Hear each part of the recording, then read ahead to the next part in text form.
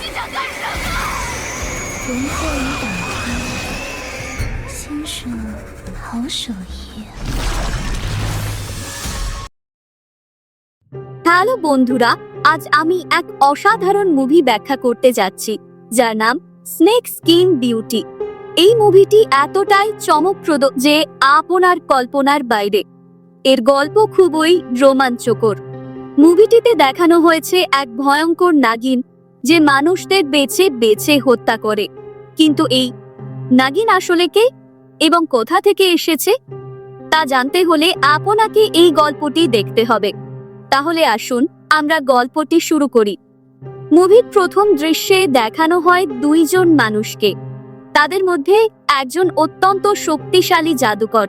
সে যে কোনো কাটা দেহের অঙ্গ সেলাই করে আবার জীবিত করতে পারে এবং তার মন্ত্রের সাহায্যে তা পূর্বের অবস্থায় ফিরিয়ে আনতে পারে। গল্প শুরু হয় গভীর জঙ্গলে। সেখানে দুইজন তান্ত্রিককে দেখানো হয়। তাদের কাছে একটি আত্মা আসে এবং বলে, আমার বোনকে গুন্ডারা মেরে ফেলেছে, তাকে জীবিত করতে তোমাদের সাহায্যের প্রয়োজন। এরপর আমরা দেখি সেই তান্ত্রিকরা তার বোনকে সাহায্য করতে যায়। সেখানে তারা একটি কাটা দেহ পড়ে থাকতে দেখে। সেই মেয়েটির মাথা শরীর থেকে আলাদা করা ছিল।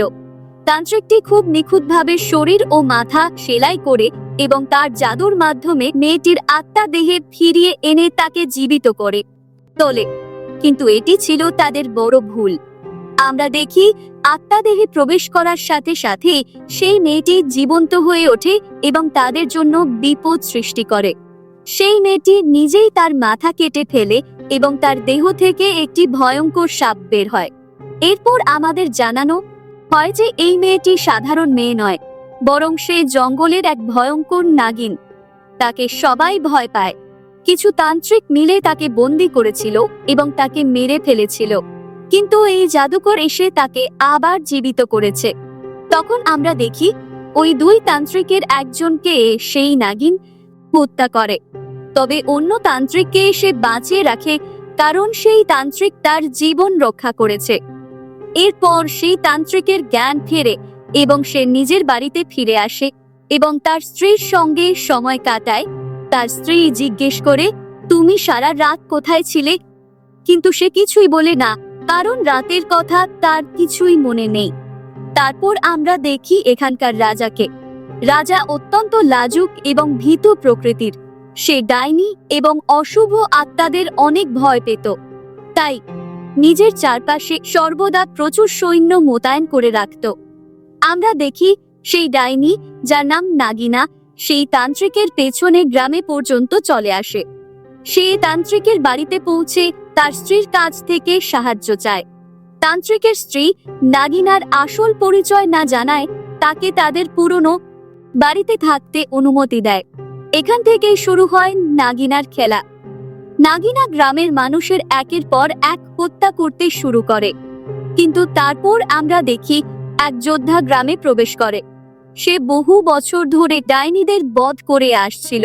এবার তার লক্ষ্য নাগিনা। যোদ্ধার সঙ্গে নাগিনার মুখোমুখি লড়াই হয়। যোদ্ধা নাগিনাকে আহত করে। নাগিনা পালিয়ে যাওয়ার চেষ্টা করে। পালানোর পথে তার তান্ত্রিকের স্ত্রীর সঙ্গে দেখা হয়। তারা কথা বলতে শুরু করে।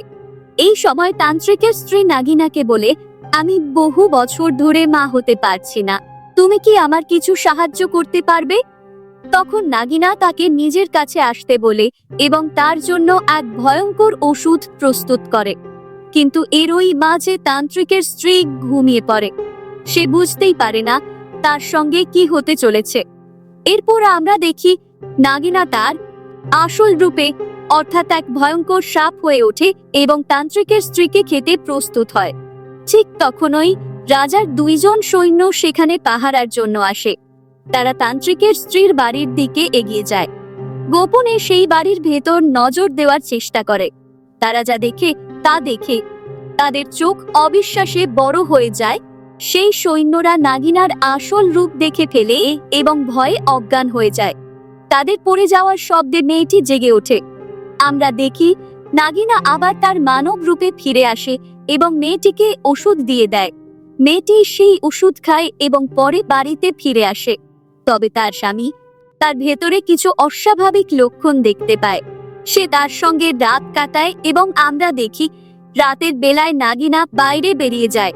সে আশপাশের অনেক লোককে হত্যা করে এবং তাদের শক্তি নিজের ভেতরে শোষণ করে নেয়। পরদিন সকালে তান্ত্রিকের স্ত্রী নাগিনাকে ধন্যবাদ জানাতে তার বাড়িতে যায়। সেখানে গিয়ে সে নাগিনার আলমারিতে অনেক মৃতদেহ দেখতে পায়। লাশের এই দৃশ্য দেখে তার মাথা ঘুরে যায়। আতঙ্কে সে বাড়ি ফিরে আসে এবং স্বামীকে কিছু বলতে চায়।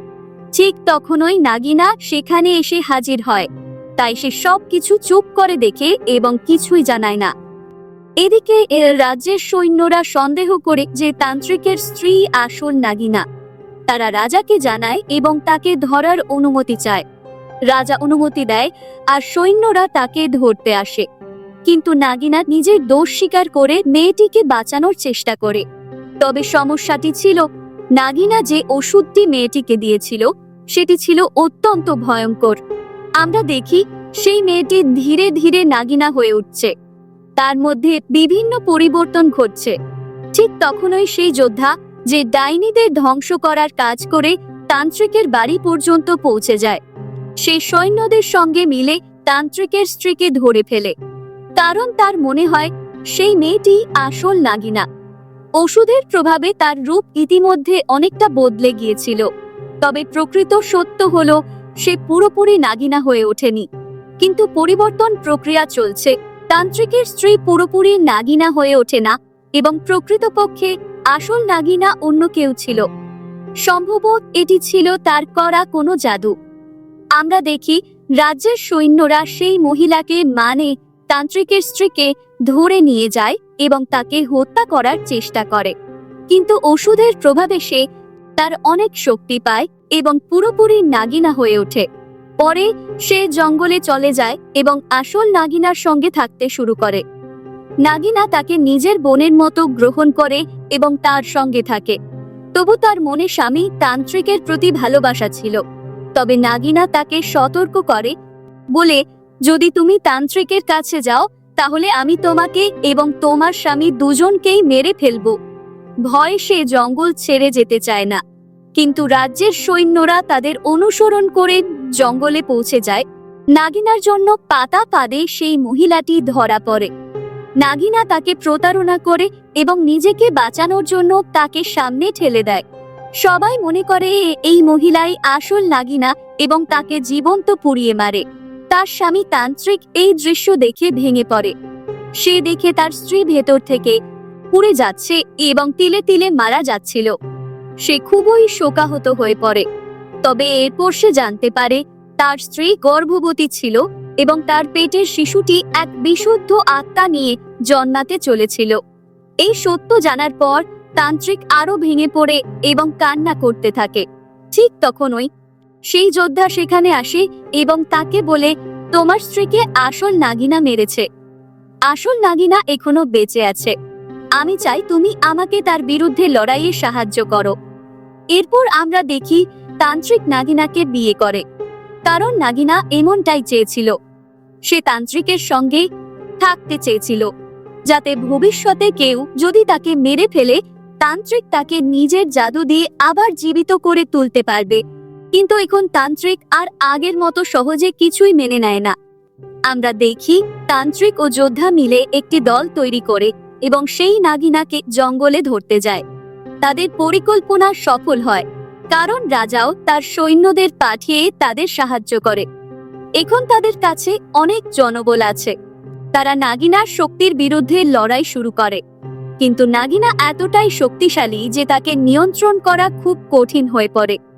যোদ্ধা তার সমস্ত শক্তি দিয়ে চেষ্টা করে নাগিনাকে পরাস্ত করতে, কিন্তু নাগিনার জাদুকরী ক্ষমতার কাছে যোদ্ধার শক্তি ব্যর্থ হয়। তখন আমরা দেখি নাগিনা তান্ত্রিককে কামড়ে দেয় এবং যোদ্ধা তাকে বাঁচানোর চেষ্টা করলে তাকেও কামড়ে দেয়। ফলে দুজনের শরীরে নাগিনার বিষ ছড়িয়ে পড়ে। তবে তাদের সম্মিলিত শক্তি নাগিনাকে টুকরো টুকরো করতে সক্ষম হয়। কিন্তু সমস্যার এখানেই শেষ নয়। তারা যখন মৃত্যুর দ্বার প্রান্তে, আমরা দেখি একটি অদ্ভুত ঘটনা। নাগিনা তার শরীরের টুকরো গুলো আবার জোড়া লাগিয়ে পুনরায় জীবিত হয়। এই দৃশ্য দেখে তান্ত্রিক ও যোদ্ধা আতঙ্কিত হয়ে পড়ে। তবে তান্ত্রিকের কাছে ছিল একটি বিশেষ ওষুধ, যা খেয়ে সে নিজেকে সুস্থ করে তোলে। এরপর যোদ্ধাকেও ওষুধ খাইয়ে সাময়িকভাবে সুস্থ করে। তারা আবার নাগিনার বিরুদ্ধে লড়াই শুরু করে। কিন্তু এই যুদ্ধের সময় যোদ্ধা খুবই নির্মমভাবে নিহত হয়। তান্ত্রিক তার জাদুকরী ক্ষমতা এবং বিশেষ মন্ত্রের সাহায্যে একটি উল্টো জাদু করে, যা নাগিনাকে চিরতরে ধ্বংস করে দেয়। আগের যা তার পুনরুজ্জীবনের আশীর্বাদ ছিল, সেটি উল্টে তাকে আগুনে পুড়িয়ে ছাই করে দেয়। নাগিনা শেষবারের মতো ধ্বংস হয়। তান্ত্রিক এই লড়াইয়ে বেঁচে যায়। গ্রামবাসীরা তাকে নায়ক হিসেবে সম্মানিত করে। সবকিছু আবার স্বাভাবিক হয়ে ওঠে। শেষ দৃশ্যে আমরা দেখি সেই মহিলার ছোট মেয়েটি, যাকে তান্ত্রিক তার মায়ের মৃত্যুর সময় রক্ষা করেছিল, সে সুস্থভাবে বড় হচ্ছে। তান্ত্রিক তার দায়িত্ব পালন করেছে। এই সুন্দর সমাপ্তির মাধ্যমে সিনেমাটি শেষ হয়।